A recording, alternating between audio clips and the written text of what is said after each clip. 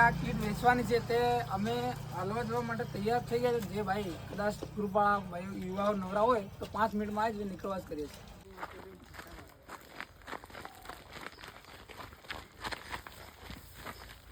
અમારે આદિવાસી યુવા સેવા મંડળ ગ્રુપના ભાઈ લોક બધા ટીમવાળા મેમ્બર બધા અમે જે કીટ વેચવાની છે તે કીટ વેચવા માટે અમે બધા નીકળી પડ્યા છે.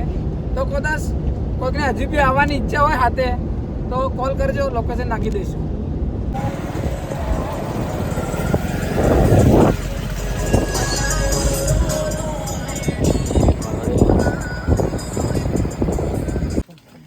અરે ના ઢઢેલા જ ઉભો રે, ઢઢેલા જ ઉભો રે.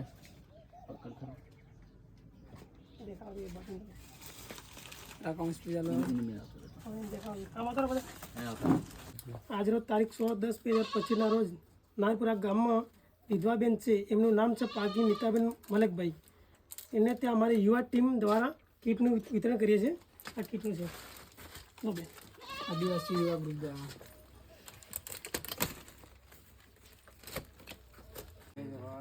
આજના રોજ કાકરાદરા ગરાડુ ટુ મગન કાકા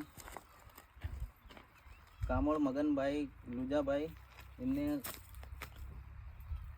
અમારા તરફથી આદિવાસી યુવા સંગઠન દ્વારા કીટ આપવામાં વિતરણ કરવામાં આવેલી છે.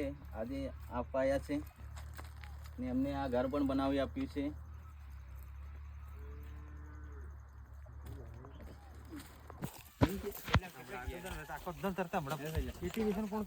ફરવા હતા એમ મસ્ત મજો લીધો એમ. કેટલે ખેતી લાગ્યા મને શું ખબર તો અમે ચાલ્યા ગયા. તારીખ 16 આજના રોજ અમે ઈટ ગામમાં અમે અનાજની કીટ આપવા માટે આવ્યા છે.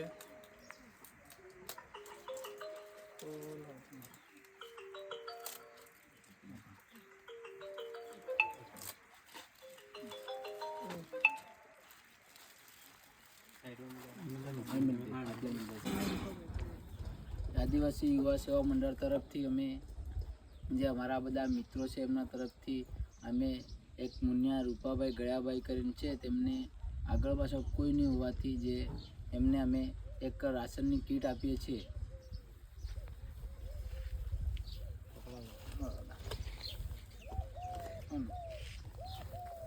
ચોખા દાળ અને એવું છે. ઓકે, ચોખા દાળ અને માથું મીઠું એવું હોય બરોબર.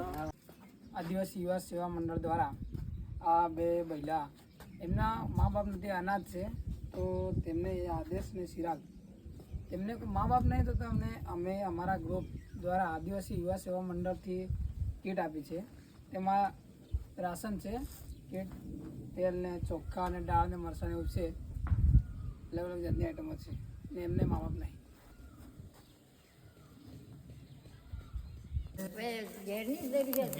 થોડોક એમ રૂમ સારો થઈ જાય તો તમને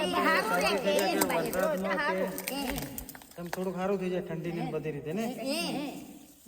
તો આ દાવડિયા બોરવા ફળિયા ડિંડોડ અને અમારા ભારત ચોકડી તરફથી ગ્રુપ આદિવાસી યુવા મંડળ છે. તો આ માજી કેરા હે કે અમારે એક રૂમ થઈ જાય તો સારું એ. તો એટલા મોટા તો છે નથી અમે, પણ તો બી વિચારીશું અમારે બેટિંગ થશે એટલે પત્રનો એક શેડ મારી આલશું એવું વિચાર છે અમારો, અને કરીશું ધીમે ધીમે. અત્યારે તો એક કીટ આલી છે અને કીટનું વિતરણ કર્યું છે. આ કીટ હે